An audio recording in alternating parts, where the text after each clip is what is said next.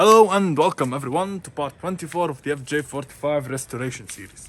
So as you guys see in the previous episodes, we got this truck and we fully rebuilt it, and now it's time to focus on the clickety-duck sound that's coming from the front end, which turns out to be the front left Birfield joint. So I'm gonna show you how to replace this one in this video.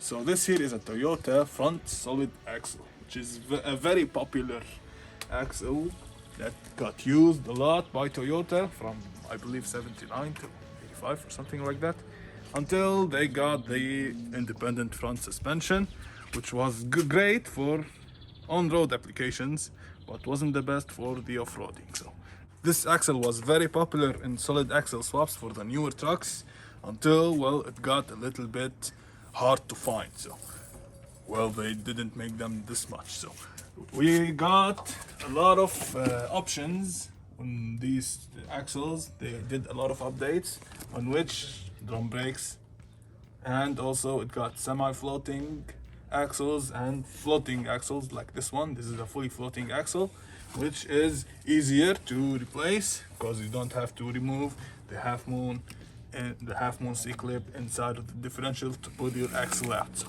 we're gonna be tackling this mission on today's video, so hopefully you're gonna learn something through the way. First, we're gonna start by popping out this hubcap, which is not on all models because this one has drum brakes. It's gonna be different than disc brakes. Anyway, this is the snap ring that keeps the axle in place. So we're gonna be removing this snap ring and then checking the truck up, removing the wheel.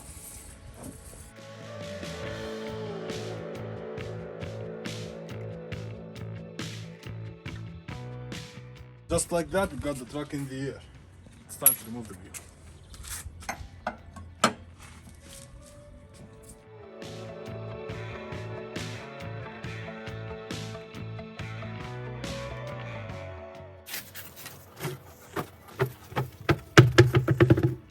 Now we're gonna start removing the drum.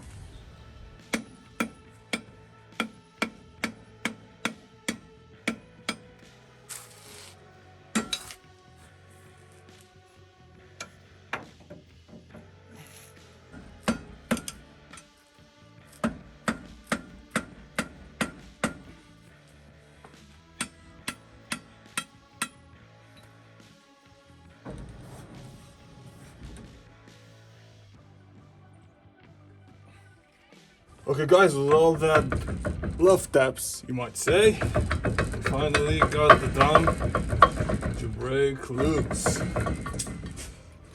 Oh, yeah. Okay guys, so now I'm gonna be removing the steering linkage, or at least what attaches to this wheel. First by removing this castle nut.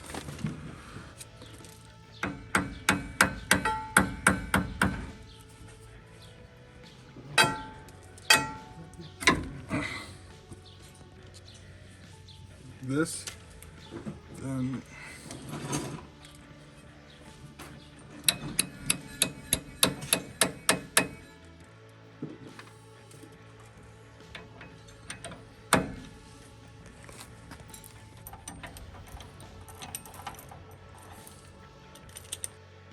after removing the nut, we reinstall it upside down and tighten it until it's flush with the stud.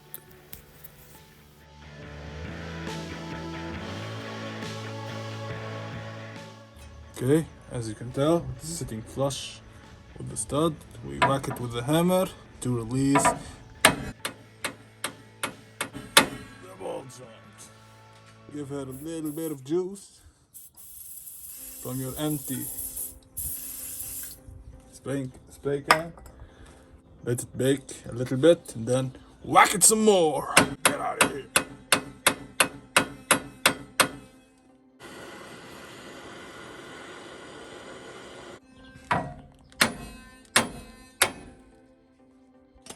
Just like that, we got it loose.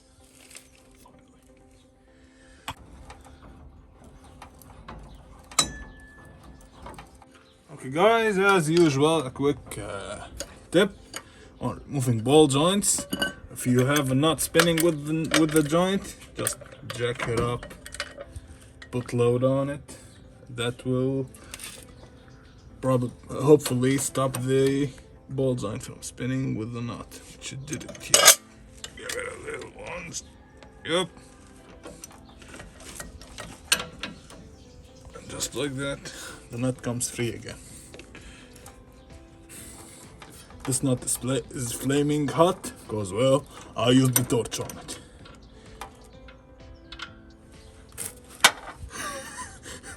Okay, now I'm gonna be releasing the jack, which will in turn release the ball joint on the ground or on the leaf spring, whichever it hits first.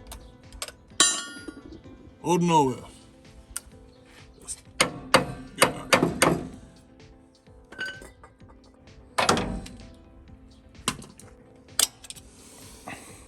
And just like that, we got the C-clip out without any special tools. Okay guys, so now I'm removing the brake line, which was once in its lifetime 17mm. Now, well, it's vice grip size, so putting on this vice grip, I managed to get it loose, like so. Now, I'm gonna be removing the brake line off. Then we still have these 4 bolts, which are both serve as the steering knuckle, steering ball joint, bolts to it, and also the bearing, the upper bearing carrier and stuff. With that, I'm gonna be removing the whole spindle out, hopefully, and then we can pull out easily the Birfield joint. Okay guys, using a bunch of this stuff and a lot of heat, we managed to crack the brake line loose. Of course, we went straight to the vice grip because, well, this nut looks like it won't be nothing anymore unless it's a vice grip. So, and fortunately, we didn't crack or bend the brake line, the metal side of it, just like that. We got this one to loosen up from both the brake line, and it spins on itself without getting caught with the brake line and spinning it with it and causing this to go bad. Now, all we gotta do is remove it the rest of the way, just like so.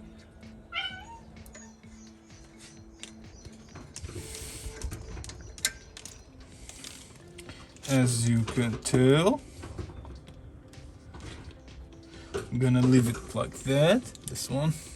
Okay guys, so this brake line does not want to come loose from the bracket of it, so we're gonna be doing this dance, which is spin it a little bit here, holding it down, spinning it on the other side until the brake line comes loose. And then we'll deal with it later, when the spindle is out of the way.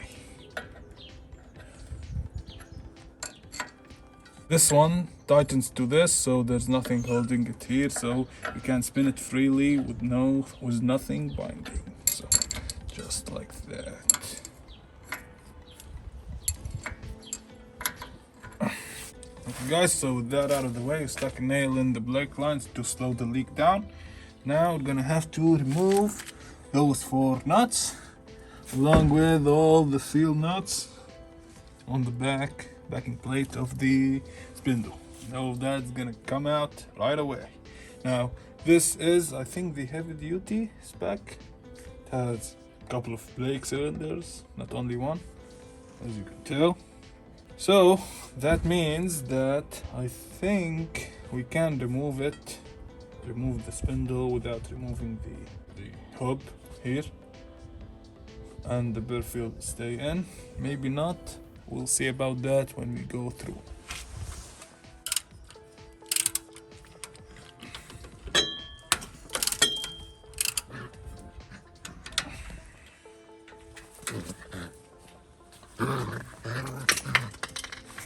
Okay guys, so over here there are cone washers underneath these bolts. So the trick is to whack them just a little bit and be gentle with the hammer. Make sure you get the nuts flush with the stud. You can do this This will hopefully free up the cone, and this will hopefully free up the cone washers. And as you can see, it's already getting free. Give them a couple of whacks, some more. Yep, and now the cone washers are free.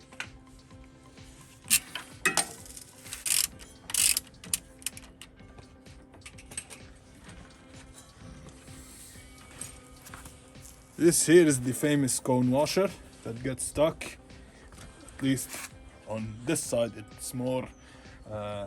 It has more potential to get stuck than the others because these are a little bit larger. So, as you can tell, some of the studs are pulling and the nuts are getting loose. It doesn't matter. So you can use the stud as a bolt or you can use it as a nut. It will fit easily both ways. So this is the cone washer. As you saw me pull it out of this one. There's a split washer, I guess. Yep, there's a split washer, as you can tell. Split lock washer. It has the split on it here. It's tension, so I can't pull it out with my hands. And also, still have one bolt. Hopefully, it's all of what keeping us from removing the Birfield joint. And hopefully you don't have to remove any of this stuff over here. Then we have to... This way we can save time and effort by keeping the bearings adjusted where they are. So we don't have to adjust any bearings and stuff, and we don't have to use the big 54mm nut that's in here, which, well, no one has a wrench for it. So I'm doing this beside my house, and so this video helps a lot if you are stuck on the trail and you broke out your Birfield joint. So you can be doing this. It's safer to remove the Birfield joint if you broke it on the trail than keep going, or else it might break and jam your front differential. This will cause a nightmare on the trail while you can't go on your road and you need an emergency truck to pull you out or something. You're gonna need a lot of friends if this happens. Now, if any guy understand, this thing should pull right out.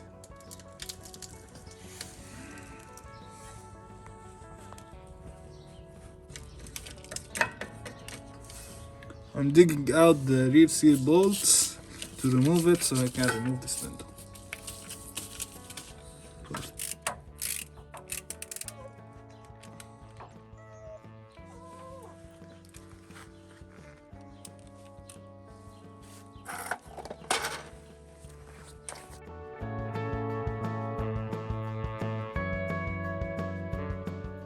Okay guys, so we took out the rear seal bolts. You can tuck them away like that. Now the spindle is loose. Gotta do.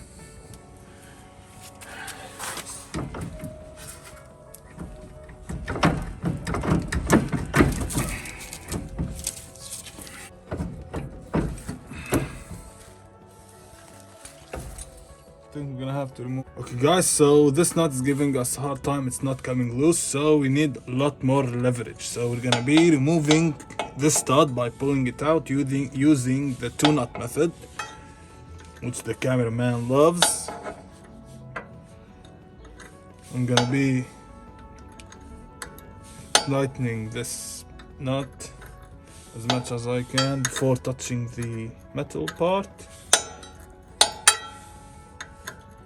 And then I'm gonna be taking out a nut, or I have nuts here, like this one. I'm gonna be putting this one on.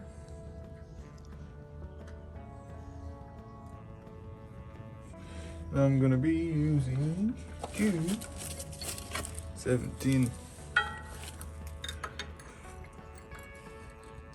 to 17 millimeters, jamming the nuts together.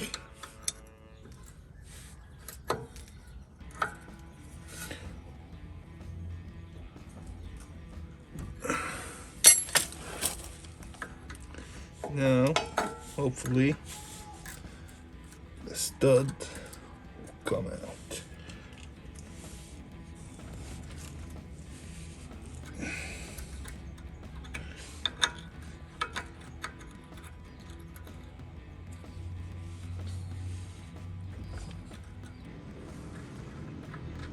Just like that, we pull this stud out. Now we have the room that we need to remove this bolt.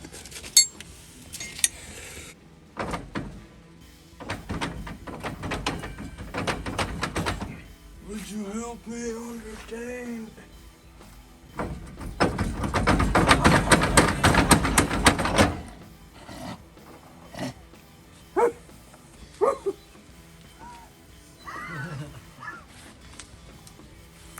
Okay guys, to pull this out, there are two flat spots that face each other on opposite sides.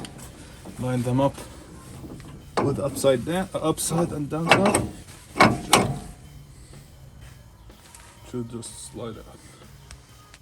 Would you help me understand?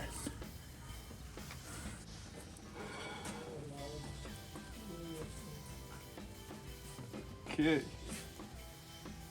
Okay guys, so as you saw, we got the Birfield joint out, which is the CV joint of solid axles. This is the guy that's wasted. Well, pretty sure it's cracked somewhere, but I can't tell where. Anyway, we're gonna go into town tomorrow in the morning, get us a new one. We have this one inspected first, and we'll catch you then. Okay guys, so it's the next day here, and now we're back from the parts shop. We ended up buying a couple of stuff, like a new Birfield joint for the truck. And also, we took the seal out yesterday, off camera. Well, we discovered that it was the main cause of the damage.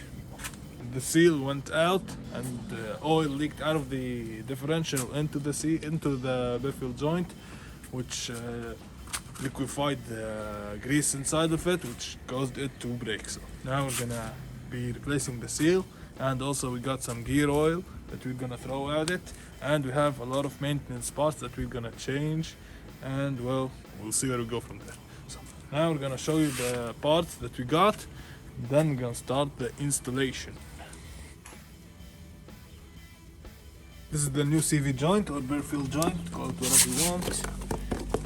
Okay.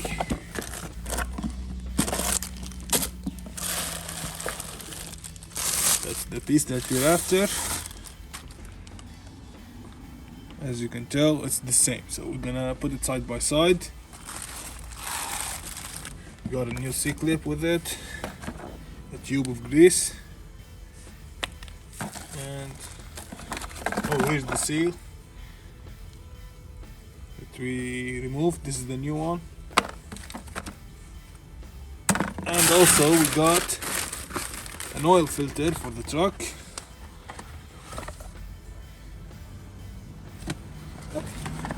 And we got some other oils and fuel lines that we're gonna be replacing too.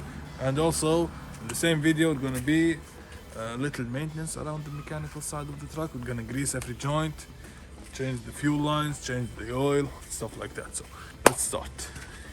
Okay guys, so here are the new piece and the old piece side by side. Same height, same tooth count, same stuff, same dimensions, everything is the same. So now we're gonna start by draining the old engine oil out, and then start prepping for the assembly of the axle shaft.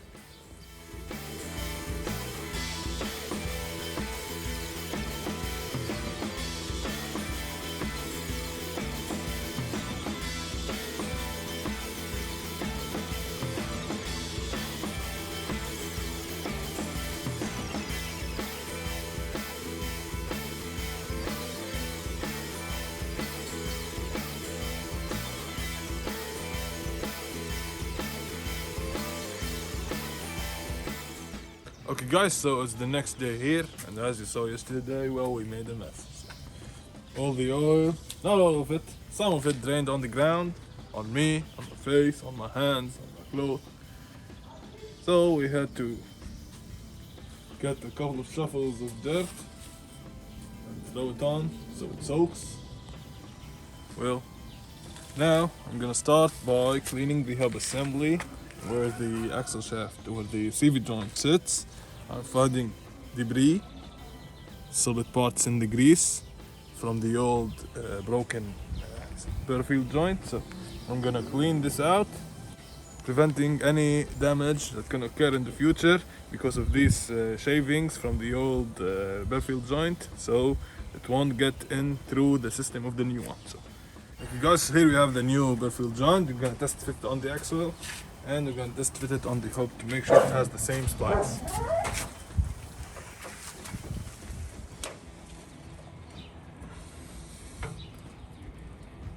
Yep.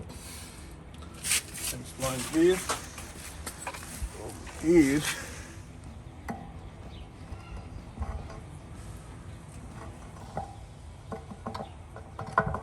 It has the same splines too. So with that out of my mind, now I'm gonna start by pressing in the new seal.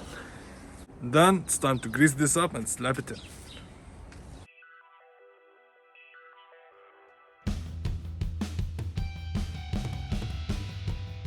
Okay guys, so we cleaned the area where the seal needs to be seated. I'm gonna drive her in. Sitting her in the hole. Yep. Then quiet down. Then we're gonna grab a big socket that's gonna fit the outer diameter of the seal and smack it like so.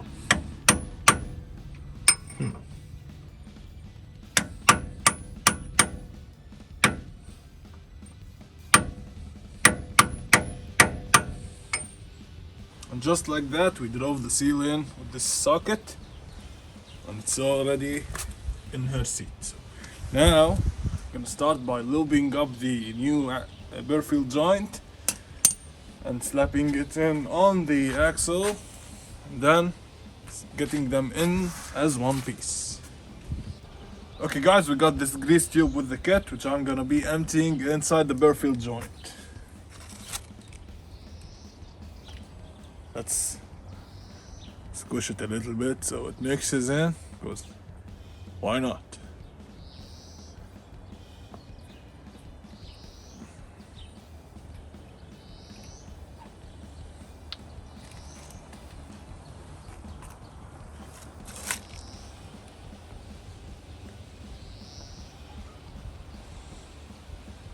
Make sure to fill all the ball holes.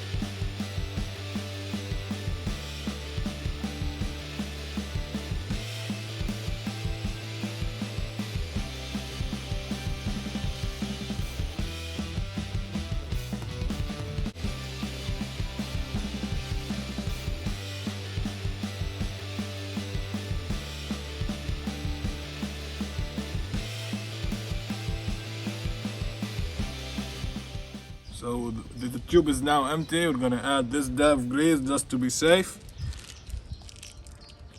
giving her the best chances to survive. Okay guys, so now we removed the old C-clip. Now we're gonna install the C-clip that came with the kit.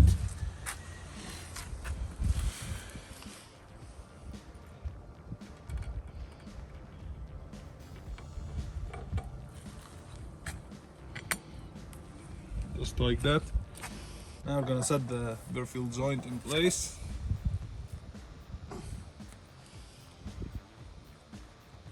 May need a little strike, so put a piece of the rag on top of it to hit it with a hammer so it makes a cushion.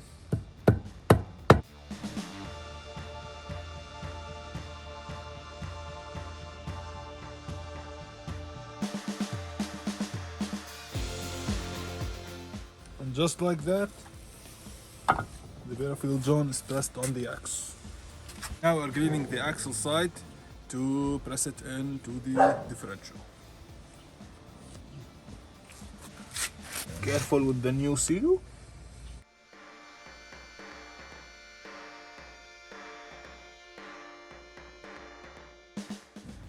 Just like that. Line the flat spot on upside and downside.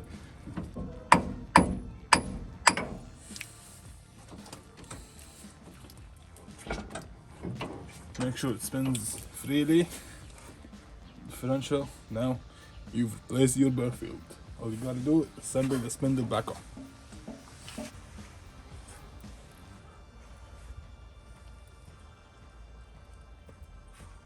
Got both old bearings soaked in gas to free the old grease out. As you can tell, it's clean as new. Now I'm gonna repack it, wait for it to dry, then repack it with grease and start the installation. So now it's time to do every mechanic's favorite job, to repack the bearings. Not really. Anyway, all you have to do is get a dab, put it on your hands, hold the bearing that you want to re-grease, repack it, hold it like this, push the grease in the race of it, between the balls and needles and stuff, the bearing stuff in it, like so. Keep doing it until the grease gets start smushed out like this, and also from the bearings.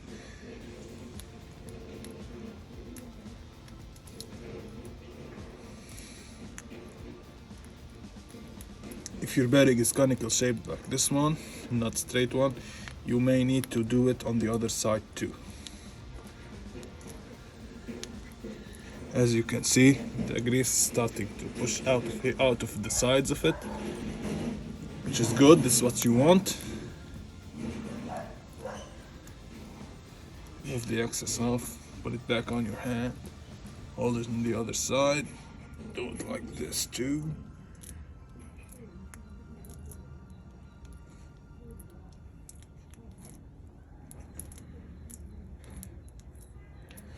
And voila! Got a freshly packed bearing. Now on to the installation.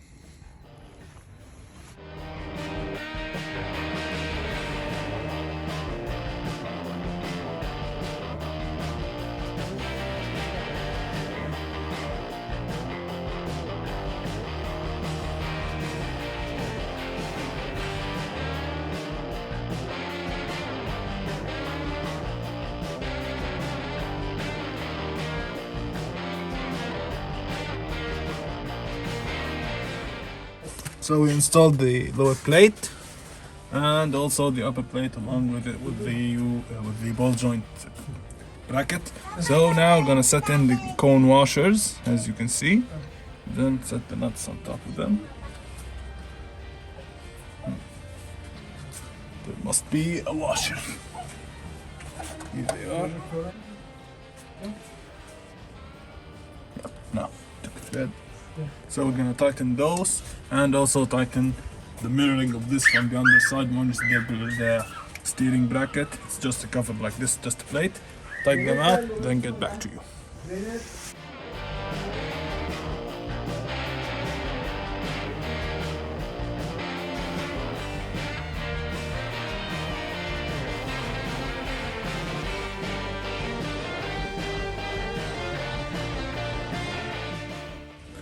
Okay guys, so now installing the backing plates, which are serve as the seals too for the unit. They are two pieces. They can be mixed matched, so it's not site specific. Now I'm gonna tighten those, then assemble the outer tie rod, hook the brake line, and then bleed the brakes.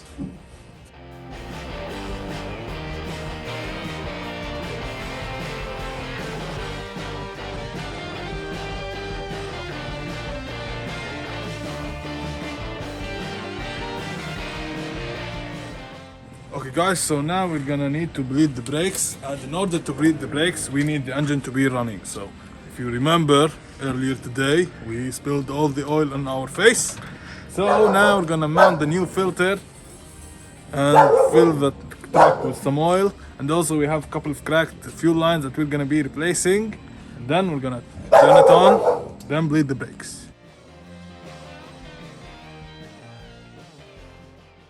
Now that we got the drain plug sealed with Teflon, I'm gonna put it back in, then fill the system up after putting in the filter.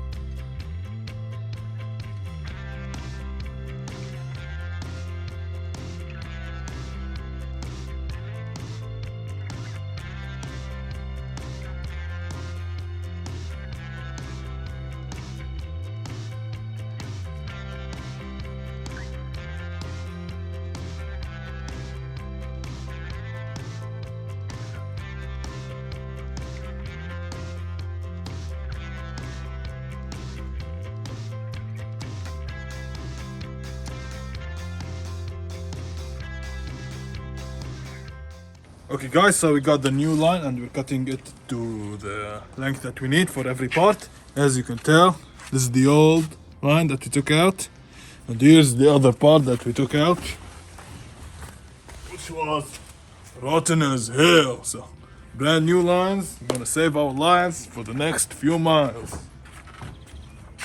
if that makes any sense. So this is the old filter. It also broke in the line while releasing it from it. Hopefully this side won't.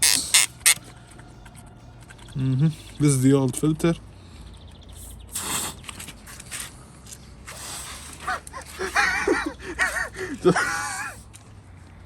Testing the filter out. And this is the replacement filter that we're gonna be installing. We found that in the storage unit, also known as the Honda. So, brand new.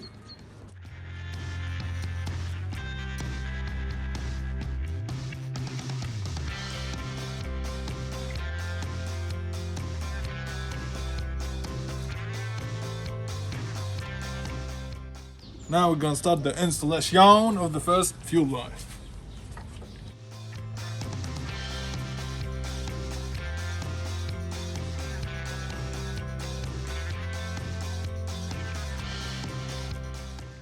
Okay guys, so here we have the new oil filter. Brand new. We'll be installing it. It's made in Japan, so meets OEM. Don't forget to lube the O-ring.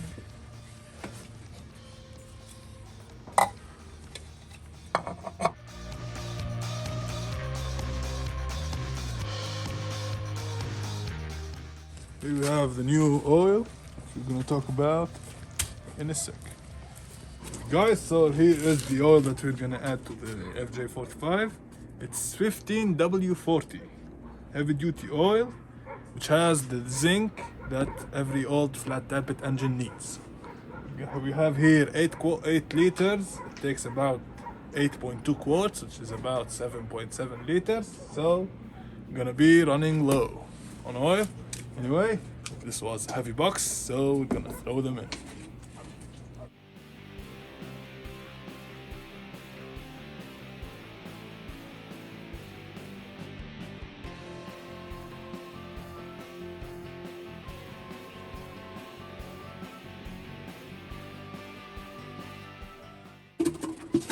check for leaks on the ground.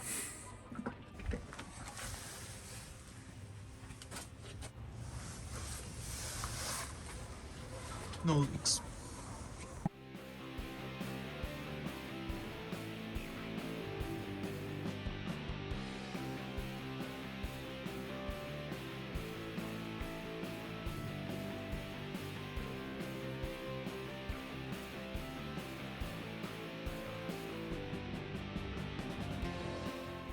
Now with that, we're done filling the oil. I'm gonna button some stuff up on the front wheel and then fire it up. Now I'm gonna be setting the drum in place.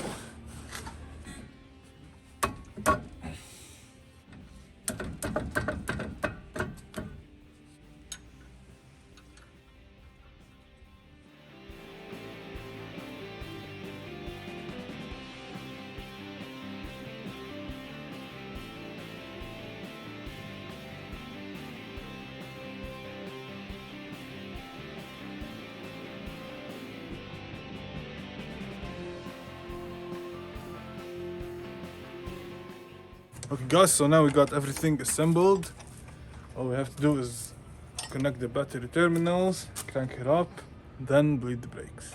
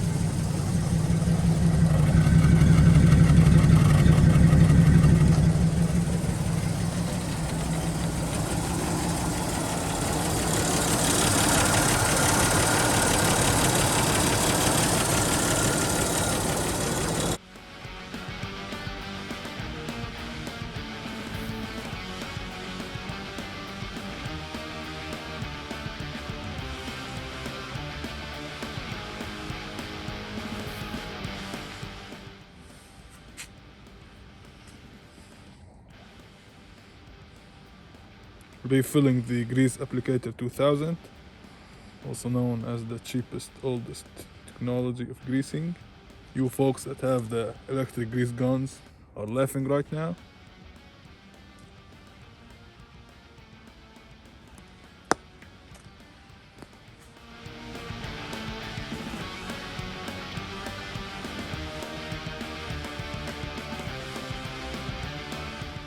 Okay guys, so now we got everything done and greased. Every grease set around the truck is filled with grease. Now I'm gonna be bleeding the brakes with the hose and bottle method, which you put this on the end of the bleeder, have somebody build pressure, then hold it, crack the bleeder, air and brake fluid will go, and keep doing this until there's no bubbles coming out of the bleeder.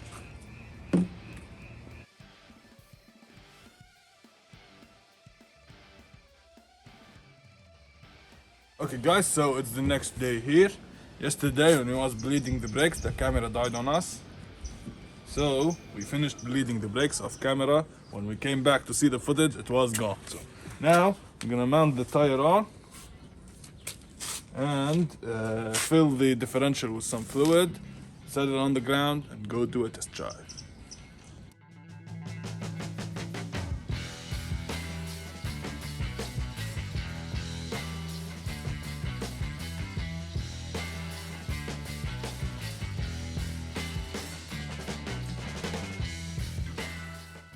So now I'm gonna take the fill plug of the differential, slow. So we're gonna start by adding some fluid.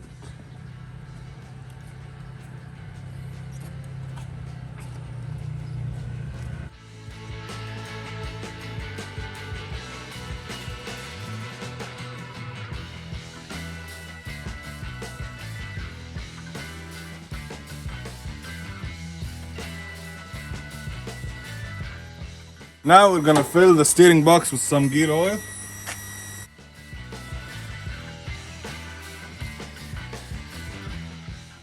Okay guys, as you saw, we made a lot of progress on the mechanical side of the FJ45. We replaced the damaged parts, we replaced all the oils in the truck, And also we greased every grease cert around the whole truck. Every ball joint's now fresh and new.